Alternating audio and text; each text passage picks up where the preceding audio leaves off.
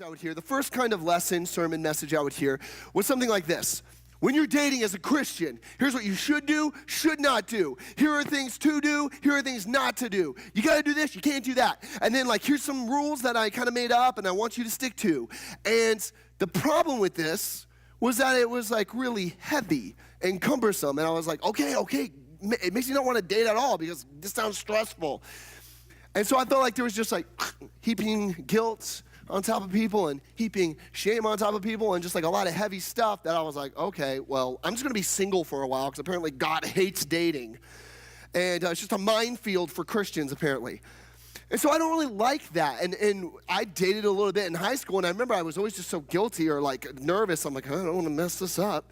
And it's tough because the Bible doesn't give really clear, pointed distinctives and instruction on how you're supposed to date. It gives a lot on how you're supposed to live, and you translate that to dating, but not as clear. So I don't want to do this heavy, burdensome, do this, don't do that, don't. Over time that fades, and people just get really turned off by that, or they just become the kind of Christian that are just afraid of God and afraid of messing up all the time. The second kind of relationship series that I always heard growing up was just the the traditional, everyone gets uncomfortable and awkward, hey, wait till you're married. Which is good. It's good to have that talk. We called it the true love waits talk back in the day. It is great to have that talk. I did the wait till you're married thing. That's good. But here's the problem. When we did it every single year at this time, and that was the only time we talked about relationships, here's the problem. I knew I should wait till I was married, but what I didn't know is how to date well. What I didn't know is how to have a good, Jesus-centered, Jesus-like relationship. So it was either lots of guilt, lots of rules, a couple of principles I made up that all start with the same letter on how to date, or just don't do it, wait till you're married. So what I want to do in this relationship series is I want to talk about something more foundational than just dating, okay? Or boyfriend, girlfriend. I want to get to the heart of why relationships struggle. I want to discuss the foundation of our relationships. And it's important that we do this. And so by illustration, by example, if I went to a doctor and it was Doc, I'm kind of dizzy right now and I feel kind of tired and I'm having chest pains. If a doctor heard me say that and just went, oh, well, here, I'm going to write you a prescription for dizziness and for fatigue and for chest pains. There you go. He can treat my symptoms, but he's not really getting at the cause of the problem. So let's just say I had a heart disease. Okay, well, he's giving me stuff for my symptoms, but he's not giving me anything to address my heart issue. And down the road, if my heart issue is not addressed, then it's going to be way more destructive than being lightheaded, fatigued, or having chest pain. I could die. Likewise, I think sometimes when it comes to dating, especially in the context of our Christian faith, I think sometimes we treat symptoms. It's well, wait till you're married, don't argue, establish healthy boundaries, and those are all good. But sometimes students end up going well, why? Or when they fall away from faith, they're that's just what they told me at church, and that's what I used to do, but not what I'm doing now. And then it doesn't address the hard issue of why we have problems in our relationships. What are causing some of these problems? So we need to get at the heart issue. Similarly, let's say tomorrow, my wife Brooke and I wanted to go build a house. And say we just found a random plot of land. I was like, honey, this looks good. Let's build it. And so we just pick a random patch of grass, and I start building things. I know nothing about building. This would be a disaster from the get-go, okay? But let's just say, unless it's made of Legos or Lincoln Logs, then that'd be all set. But say I start building this house, okay? Just on the ground, just on the dirt and dust. I build this house. It's big, beautiful, bricks, all of it. I even do some backsplash tile, get really creative with it because that's trendy right now. Well, cool, my house looks great. And we address things like windows and siding and whatever else, and backsplash, and flip it or flop it. And whenever we get a storm, like a bad wind, or we get some rain, my house is going to fall over because it has no foundation. Or if it starts to rain a lot, and the ground gets muddy and kind of wishy-washy, then my house is literally going to slide and fall over. Because I didn't lay a foundation first, because I was a dum-dum and I didn't put down a foundation. And that's why when they're building the house, they take extra time and precaution to build a solid, concrete, firm, symmetrical foundation. And so Likewise, when we talk about relationships, we could talk about how to speak well to one another in a relationship, or how to have good boundaries and not go too far and wait to. That's all really, really good stuff. But we have to talk about why. We have to talk about the foundation, how you view people in general. So then you can zoom into how you treat the person you're in a relationship with. That will hopefully translate into future relationships and perhaps marriage. And so I want to get at the heart issue. I want to get at the foundation. And here's what I'm going to argue. Here's what I'm going to suggest to you. And here's what we're going to talk about over the next 2 weeks. And it's a phrase maybe you've heard before, maybe you have not. We're kind of going a different route with this. We're going to talk about the image of God. Now, show of hands, who's ever heard of this phrase? I don't know who. There might be 3. Yeah, not a ton. Wow, that is actually shockingly few. Okay, good thing we're talking about this. So we're going to talk about the image of God. And here's the premise, especially for tonight. You, and you, and you, and you, and you, and you, and you, and you, and you, and everyone in this room is created in the image of God. And God calls this good. Just kidding. He calls it very good. God made you in his image, and he calls it good. And so what I want you to realize tonight, I want you to see, we're going to look at biblically how we know we are created in the image of God and what that means. And then we're going to talk about how we view other people. We must view other people as created in the image of God. And here's going to be kind of a bottom line, kind of a thing we're going to be saying throughout the night. We have to see and celebrate and protect and respect the image of God in one another. Because I would argue that if we don't have this down, the way we view people in general, all of our relationships are going to be impacted by that. If you view people as just a nuisance or annoying, that's going to be problematic in all of your relationships. If you view people as a means to an end, a means of getting what you want, all of your relationships are going to suffer and struggle. But if you recognize that you are created in the image of God, which is profound, and you realize that the person across from you, whether dating or otherwise, is created in the image of God, that's a game changer. That's what every single relationship should be built upon. And so that's what we're going to get into tonight. So we're going to start out in Genesis, and that's basically where we're going to be all night. We're going to be in Genesis 1. And Genesis 1 starts out, and it says this. It says, in the beginning, God created the heavens and the earth. Now, in the original language in the Hebrew, this is a way of saying, at a point in time, God created all things. It's very general, this first phrase. And Genesis has this cool movement of being really general to moving really specific. And so at a point in time, God created all things. Now, quick disclaimer, because I like to do this. Some people in the room will go, oh, I don't believe in all that. I believe in science. But here's the deal. I'm the most critical, skeptical person of all time. I've studied all the philosophies, worldviews, religions, et cetera, et cetera. Science cannot explain where we came from. And so if you automatically check out because you're I believe in science, hold up. Here's what I'm going to ask you. As someone who believes the Bible, the truth of the Bible, the accuracy and the infallibility of the Bible, I would ask you, if you have any hesitations, put them aside for the evening and try to follow us where we're going. A lot of my friends, they would see this verse and they'd be like, peace, I'm out, not interested. Don't check out, follow. And again, if you're just science, it's not going to explain the origin of all things. It's not going to explain purpose in your life, and it's not going to explain where everything's going. So you're going to be sorely disappointed if that's your worldview. I won't go any more on that.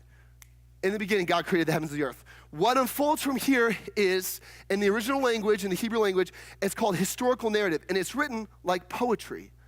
So again, this isn't a science textbook describing the creation of all things. It's this poem. It actually reads like a poem in Hebrew. I could make nerdy grammar arguments for you as to why this is, but I'll save you the boredom or the little short nap. And so there's this poem that unfolds, and there's this really cool rhythm to it where God speaks and something is created, and God speaks and something is created. And then after every single day of creation, God looks back at what he did, and he goes, that is good. And the word for good in Hebrew, I love this word, it's tov. Everyone say tov. Look at your neighbor and just say, tov. Yeah, good. You want to have that all the time. Beans, don't look over there. There was no one sitting over there. Look at the person. Yeah, there you go. Tov. And so God says it's good. And then on the sixth day of creation, God creates everything that dwells on the land. And then he gives it purpose and order. Then he looks at it and he goes, ooh, that's tov. Everyone say tov. And then God does something incredible. At the end of the sixth day, God decides to create humanity. Now, before we get into this passage, something you need to know. Genesis 1 and 2 are very similar. Genesis 1 gives a more general description of creation. Then the story is retold in Genesis 2 in a more specific way. This week, we're going to look at Genesis 1. Next week, we're going to end the series by looking at Genesis 2, and we're going to see the differences there. So Genesis 1 opens up in verse 26, and God says this. God said, let us make man in our image and our likeness. Pause there. When it says man, it doesn't mean a male. The word in Hebrew here is Adam. It means mankind, humanity. So if I was translating this, I would actually say, God said, let us make humanity in our own image and likeness. Now, some of you see image and likeness, and you're like, what does it mean? What's that? I want to unpack these two words for you, okay? We're only going to pull this section of text apart. So for those of you who like to dive deeper, you're going to like this. And for the rest of you, I think there's some good truth here. There's some good things that you can learn from this. The first word here we see is image. And in Hebrew, this word, I'm going to teach you this word too. This is a fun one. Show it up there. It's tselem, okay? So that's a TZ sound. Tselem. Try to say it. Tselem. Nice. Someone said celery? I could go for some celery right now. That's a good idea. Maybe some carrot sticks? I don't know. All right, tselem. And what tselem means is it means image or statue. Now, let me explain what this meant culturally. When the book of Genesis was written, as they were looking back on this creation story and communicating it to the people in the present, in this culture, kings would oftentimes conquer a land, and they would establish a statue of themselves. And then the statue would perfectly resemble them. It would look like the king. And this statue was to do a couple things. It was, first of all, to remind all the people of the land who the king was. And then it was to demonstrate to everyone the reign and rule of that king. So if you were in a particular part of the world in ancient Near East, and you saw a statue of a king, that was called a tselem. It was in the tselem, or the image of the king that ruled the land. It would demonstrate that this king ruled over the land. Now, some of you are like, I think I get it, but let me give you an illustration. So, back in the day, right before World War II, in Russia, they started building what's called the Soviet Empire, okay, or the Soviet Union. And there's this guy named Joseph Stalin. And Joseph Stalin began to expand Russia. And in a ton of the cities that they kind of conquered or subsumed or kind of took over, he would put a statue of himself. And this even went through World War II to the Cold War. He would kind of basically conquer this land, if you will, or assume it, and he would put a statue up. So we actually have a picture of this. So this is actually in this place in Europe, a city called Budapest in Hungary. And when people saw this, they were reminded, okay, that is the tselem, that is the image, that is the statue of Joseph Stalin, and that is supposed to make us think of him. It's supposed to remind us who rules over us, and this is showing that he has dominion and reign over this plot of land, over this city. That's what this word means in Hebrew, tselem. And so basically, God creates humanity in his tselem, in his image. And so what it was supposed to communicate to everyone around is that when they look at humanity, when they look at human beings, they're supposed to be reminded of God, of the Creator. And they're supposed to be reminded that God rules and God reigns over everything. And so, let's see, that statue eventually gets toppled, boom. But see, it's right in the image of that guy, of Joseph Stalin. So, God created us in his image. This is this word picture. Something about us is supposed to look like God, to remind people of God, to show people and remind people of God's good rule and reign in the earth. Now, go back to the verse. Let's look at the second word. Let us make humanity in our image, in our tselem, and in our likeness. So it's going to use two words. Hebrew does this a lot. It will use two words. It's kind of like doing two coats of paint, so you can really understand what's going on. And the word here is damut. Everyone say damut. And damut is pretty simple, people. It just means likeness or resemblance. So let me illustrate this to you. This is a picture of my grandpa, okay? Looks right. Looks exactly. Who whistled? Was that you, Beans? I mean, thanks, but, you made it weird. Made it weird. But yeah, I mean, I look almost exactly like him. There's a strong resemblance there. I am a little more smiley. He was a stern-faced man. I think the cameraman maybe owed him some money or something. I don't know. Smiling was not as in vogue or in fashion back then. But I look a lot like him. In Genesis, it's trying to tell us that we were made in that damut. We were made in the likeness of God. Something about us, human beings, resembles God. which is pretty incredible. And I don't know if you've ever heard that in church. Something about us resembles God, or reminds people of God. When they look at us, it's something about that is supposed to remind them of the Creator. That's incredible. So then the verse goes on, and we're going to see this image discussed, these two words, image. Everyone say tselem for image, and then damut. Everyone say damut. And remember, this is like two coats of paint trying to get at this big idea that we reflect the Creator. We're supposed to show other people what God is like. Something about us resembles God. And so then it goes on to further emphasize this point. Let's throw the verse back up there. When you're reading your Bible, this is for those of you that help in your small group, your quiet time, or your Bible study time, whatever. When you're reading the scriptures and you see repetition, it's there for a reason. And so you can like circle words and note that, oh, the author's trying to communicate something here. Look at the repetition here. God made mankind in our image and our likeness. Then he gives them purpose and value. And then it says, God created man in his own image. In the image of God, he created him. Male and female, he created them. If you were writing this in your English class, you would get points deducted for being repetitive and redundant. But in Hebrew poetry, you do this to emphasize a point, or to emphasize something, make a point. So look how many times it says, created man in his image. In the image of God, he created them. Male and female, he created them. This repetition is supposed to emphasize just how profound it is that we were created in the image of God. And therefore, we have infinite worth and value. Then I want to look at this phrase. This is pretty interesting. This is pretty fascinating. It says, male and female, he created them. It uses this last line to communicate something. Now, this is profound in two ways. One, it identifies that both the male and the female are both created in the image of God. This was a novel idea back in the day when Genesis was written, because the surrounding cultures put little to no value on women. And a lot of times they would think, well, men are the picture of the gods, or the king is the picture of the god. Women didn't matter. Women had no or low value. The Bible starts out by saying, no. Mankind, humanity, is created in the image and the likeness of God. Male and female, equal, unified as the image of God. But here's what's cool too. Not only are they unified, not only are both the image of God, but they're both distinct. It uses two different letters and it sets them apart. It says male and female, he created them. And so this distinction between the two is celebrated. It's a good thing. Now, I'm not going to dig into this too much, but here's something that I find interesting as I read this. Socially, you guys are, this is prevalent in your guys' culture. So I say your guys', my family's from New York.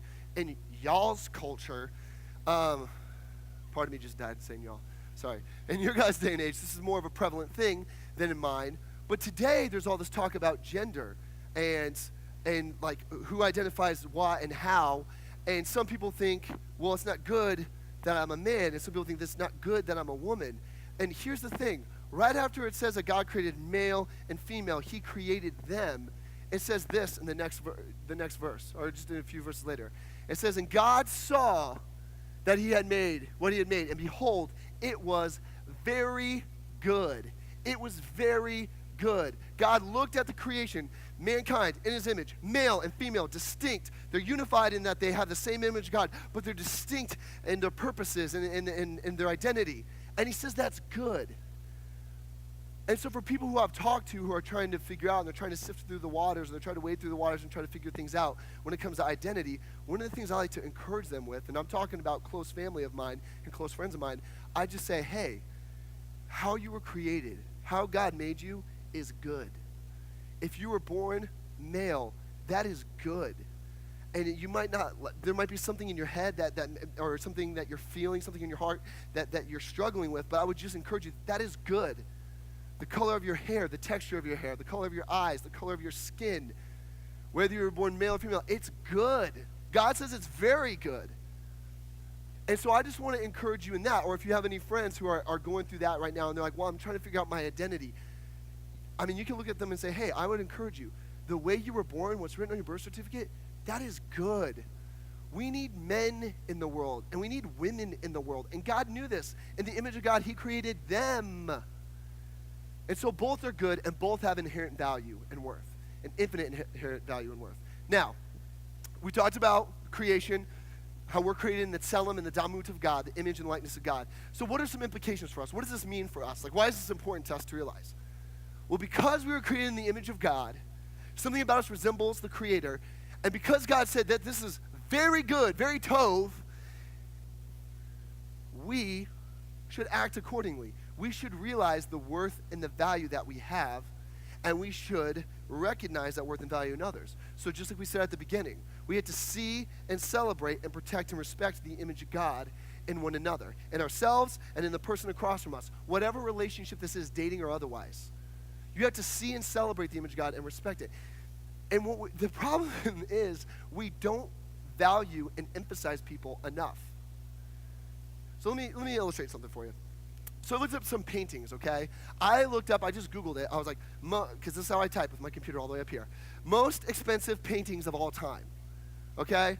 So I'm going to show you the first one. Let's throw it up there. Are you kidding me? What is this? And so this is by Leonardo da Vinci. Okay, everyone sit down, okay? Because you're going to pass out.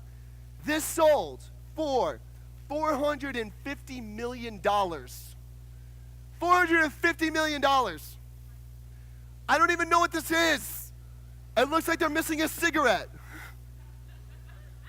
Are you done throwing me now? I don't know what the story is.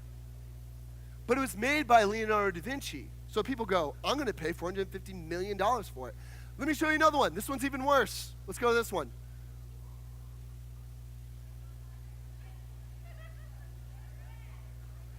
What is that indeed? It looks like something a cat coughed up. This is by a guy named Jackson Pollock. And do you know how much it sold for? 250. That feels like the price is right now. Come on down. $250 million. 250. I don't know what it is. But here's the deal. These pieces of art, these created things, are ascribed so much worth and so much value because of who made them. The first one was Leonardo da Vinci. People love Leonardo da Vinci. The other one's Jackson Pollock. People love Jackson Pollock. And because of what they made, because these pieces were made by these brilliant creators, they are ascribed worth and value. And people put them in cases with armed guards, and like you're not supposed to touch them, the paintings, because you get destructive oils on them from your hands. And if you're so moved that you cry, you can't cry because it'll make the paint run. And so here's what we see from that. How you treat the creation has a lot to say about how you feel about the Creator. And so people value Leonardo da Vinci, Jackson, or whatever his name, Pollock. Kevin Pollock? I don't know, it's an actor. And so we too, all the more than these terrible paintings, sorry, subjective, but terrible paintings, should value one another. If you mistreat people, if you talk down to people, if you look down on people, if you're in a relationship and you're just like, I'm in it for me, I don't know about them, I'm in it for me, you are not valuing this precious creation that God put in front of you. You are not celebrating and seeing and respecting and protecting the image of God in another person. The image of God has to have a weight. You have to realize how valuable you are and how valuable other people are. And if you establish that early on, that is going to be beneficial to all your relationships. But here's the problem. We talked about creation. We talked about the image of God. We talked about why this is important. But here's the problem. From Genesis 3 on, humanity has a problem recognizing the image of God in themselves and the image of God in other people. And people continually turn away from God and do their own thing. And right after Genesis, where we're at in Genesis 1 and 2, Genesis 3 on, all you see is a downward spiral. And we call it the fall. And all you see is people acting crazy. You see Adam and Eve have kids. One of the brothers murders the other one. And when that happens, God comes on the scene and God goes, whoa, whoa, whoa. You're not supposed to murder people. You don't murder that person. Pay attention to this. You don't murder that person because they're created in my image. Because the tselem and the damut of God is important. The image and likeness of God is important. It gives us worth and value. So God says you can't murder people because they're created in my image and have infinite inherent value. But it just keeps persisting. And if you read, especially like Genesis 3 to 6, it's crazy. People just start killing each other. People start murdering each other. You see all kinds of racism and genocide. And people are like hooking up with animals. It's just gross and weird. And honestly, the Bible turns into southern Florida in that part, okay? That's just, so if you're from southern Florida, I'm sorry. It's just a joke. It's harmless. But I mean, like, Southern Florida did have a guy who thought it was a zombie and was eating people's faces a couple years ago. So I'm just saying, beware. So it's like, it's really depraved. And echoes of this, and God is always, we're going to talk about this in a second, God's always renewing and restoring, but the problem is people keep turning away, and we see the effects of that today.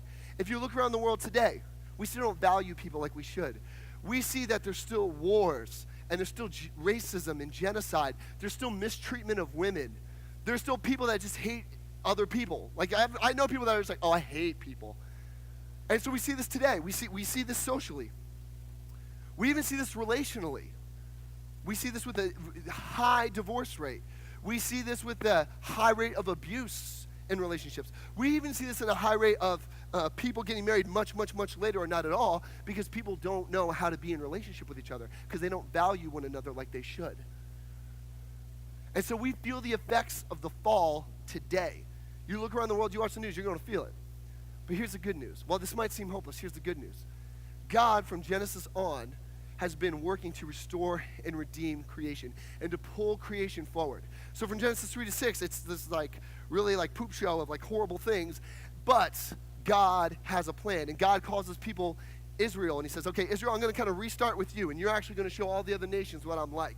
You're going to image me. You're going to remind them who's in charge, and this is going to be a blessing to them. And so that's God's plan. And so that pulls things forward, and God starts putting laws in place to protect people and protect the image and protect the value and the worth of people. But Israel sometimes doesn't do a good job, and they're good and they're not good and not good. But then God, right at the end of the Old Testament, makes these promises that, you know what? I'm going to restore the image. This image that's been kind of broken since the fall, how people no longer are my tselem or my damut, or they at least don't act like it and they don't see it in one another. I'm going to, in a profound and mysterious way that's hard to comprehend and fully understand, I'm going to come down to their level. In the Gospel of John, it says that God takes on flesh and makes his dwelling among us. God is embodied in Jesus and in the life of Jesus. And so we see Jesus in the New Testament is what a lot of New Testament authors come to describe as the new creation or the new humanity. In fact, one of the writers of the New Testament, Paul, says that Jesus is the image of the living God. God in the bod. It's this restored image. What was lost early on in Genesis is restored in Jesus. And this is the restoration. This is the hope that the world had then and the hope that the world has now. And this is what's incredible. In the life of Jesus, you see Jesus demonstrating this image of God. You see him acting how God would act. And here's something that I have found in years of studying the Bible and listening to sermons. A lot of times, all we talk about is the cross. Amen and hallelujah. That is good. But Jesus also lived a life before that. Jesus didn't just like come down, step onto the cross. No, Jesus lived a life. And part of Jesus' life was to show us this renewed image of God. The early writers of the New Testament and the early church, they understood this. And when you look at the life of Jesus, not only did he demonstrate the image of God, but he affirmed the image of God in others. And here's something, this is where we're going to kind of land today. It's kind of our last section. He restored human dignity. He gave people their humanity back, their dignity back. He saw people as precious children of God, precious creations of God. And if you're thinking like, where's that? Okay, there's a story of this woman that's caught in adultery. And all these dudes want to kill her and execute her because like, that's against the law. We're going to kill you. Well, Jesus shows up on the scene. He calls these religious people that want to execute this poor woman. He calls them out. They all scatter. Jesus leans down, and the Greek word that Jesus uses is ma'am. He says, ma'am, who all, if you read it in your Bibles, we'll say woman. If you read it in the original Greek, it says, ma'am, who condemns you?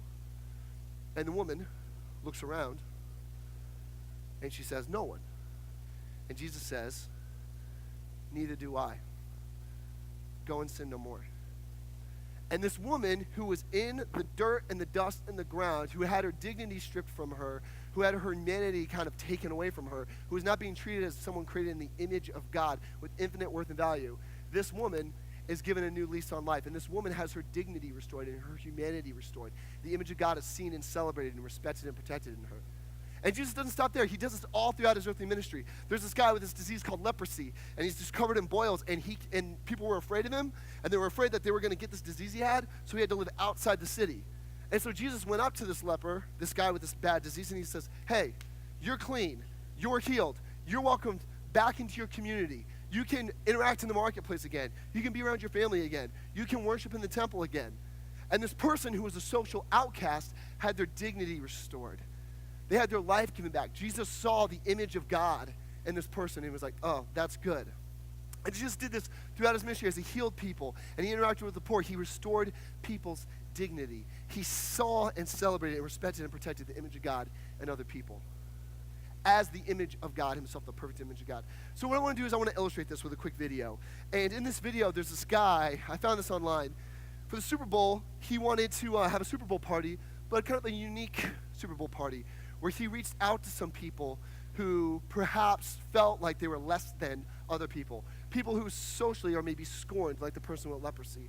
And what this guy does is he restores a little bit of dignity and humanity and celebrates the image of God. Thank you very much. Enjoy the game. See ya. Hey, what's going on? You guys got wings? I want everything. We got the wings, we got the jerseys, the room is always set up, it's all good. There's still one more thing I gotta do. Hey, how you doing, man? What's going on? Doing well, great. How you doing? What's going? Doing good, man. Trying to stay warm? Yes, sir. Yeah. It's freezing out here, man. I'm trying to stay warm, man. Yeah. You watching the game tonight? Were you guys watching the game? We're not. So I was wondering if you wanted to join me for a Super Bowl party. A Super Bowl party, you want to join? Yeah. Oh, wow, Yeah? yes. You guys want to join? We're throwing a little Super Bowl party. All right, let's do it. Yeah? Yes. Let's do this, all right? Okay, fantastic, man. All right, get you out of the cold, get something to eat. I'm not kidding, man. I'm serious.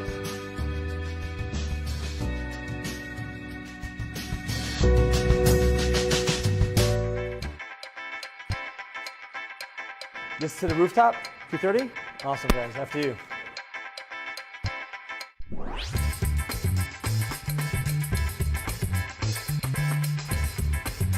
To get into the spirit of the football game, I got some jerseys.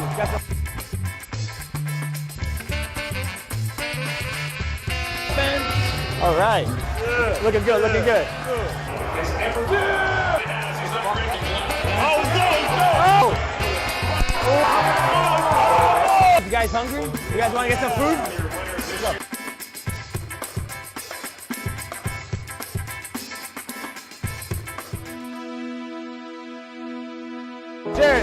Cheers. Empire State. Well, you guys haven't been on the roof before? Never? Yeah, I just figured, I feel like Super Bowl is a big time and people sort of overlook, Yeah. It's like a holiday to me. Yeah, it's, people like celebrate Thanksgiving, people celebrate, the holidays, but no one's doing anything for Super Bowl, so I was like, let's throw a little party. Like, how do you guys stay positive the whole time? I mean, I don't give up. I gotta keep my head above water, keep it moving. You know what I mean? It's plenty of windows of opportunity out there.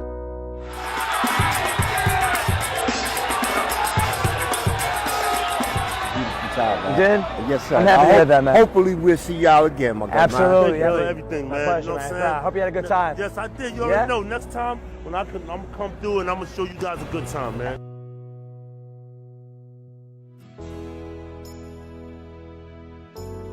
And when we see stuff like that, it should resonate with us. Because deep down, I think we have this internal sense, this inherent sense that we were created in the image of God, that others are created in the image of God. And anytime we are restoring someone's dignity or respecting and celebrating and protecting the image in others, that is a good and Jesus thing to do. Also, that is the only way to get someone to root for the Patriots, just so you know. That's the only way to get someone to root for the Patriots. So I want to give you one more story. I heard this story one time. We're talking about restoring dignity, celebrating the image of God in others. I read this story one time about in World War II, as many of you know, Nazi Germany went on this campaign to exterminate and eliminate the Jewish people. And they gathered them together in concentration camps, and there was this horrible genocide. And in that effort, they stripped people of their dignity. They stripped people of their humanity. They did not believe that the Jewish people were created in the image of God. They thought they were just like animals, and they could just be slaughtered like animals. Again, an inherent problem with not celebrating and respecting the image of God in other people. And so they had these concentration camps where they just did atrocious, horrendous things.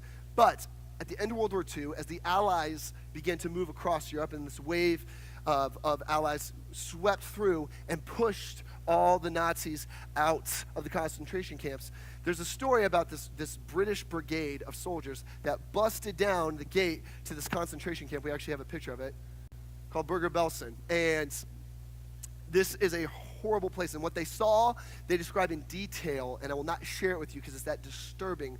But I mean, they're just piles of bodies, people having to like eat dirt and worms and stuff to survive.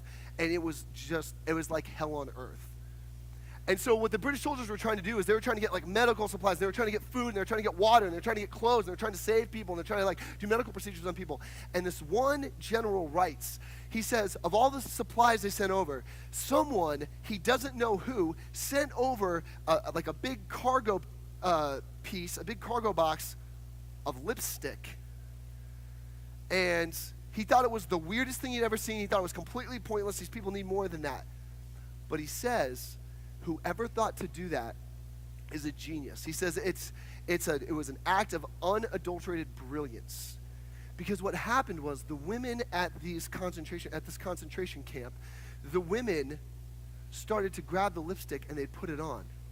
And this army soldier is writing in his diary, and he says he saw women with nothing but a blanket just kind of limping around, but they had red lipstick, and it was almost like you could see a smile crack. And he said he would see someone who was like, he'd see a woman barely holding herself up, but she had a thing of lipstick in her hand and her lips were red. Or he saw some women who were so malnourished they could barely stand up, but they put on the lipstick, and something about that lipstick made them feel beautiful again, made them feel like they had worth and value again. Something about that lipstick restored their identity. And when they got it, they're like, someone thought of me. And they felt human again.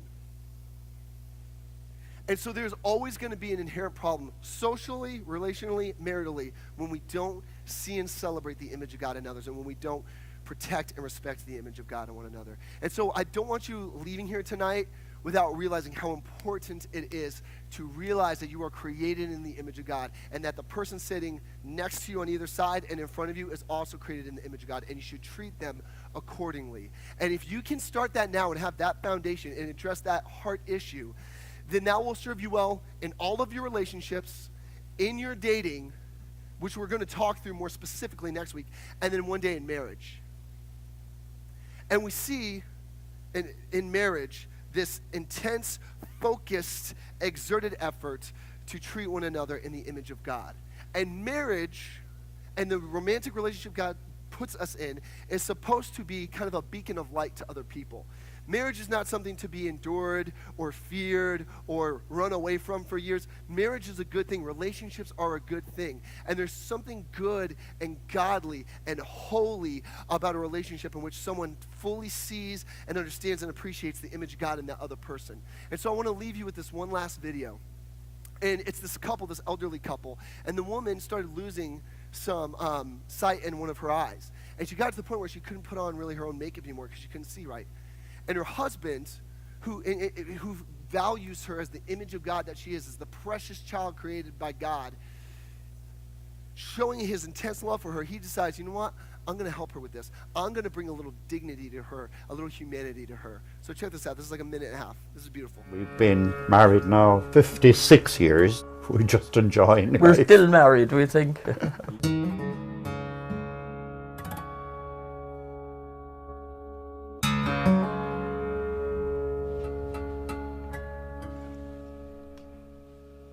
Her left eye is bad, really bad. When she tries to do something with the right eye, the left eye doesn't see anything. So It's very relaxing, and you can just, best thing to do is to keep especially you awake. when he's talking and I don't have to say anything, and I just. So I would be doing little corrections like that with her. This birthday party came up. Mona decided, I'm going to get my face done up for the party. And we happened to hit into Rosie. He was telling me the story that Mona, her sight was very, very bad and that she was losing her sight and that she wasn't able to hold things properly. She had a lot of shaking in her hands. Des took the brushes from my hand and wanted to have a try. If you just see the way he holds the brushes, he's a natural. He is a natural. She hasn't changed a bit, really. I got a little bit makeup in my hair. I was trying to impress her then with my attempts to sing like Nat King Cole. They try to tell us we're too young. Mona and I both agree on one thing, and that is that less is more. And there's no way I want my lovely Mona slapped up with stuff. He thinks I'm lovely as I am. Up here. We were not Voila. too young We're done. at all.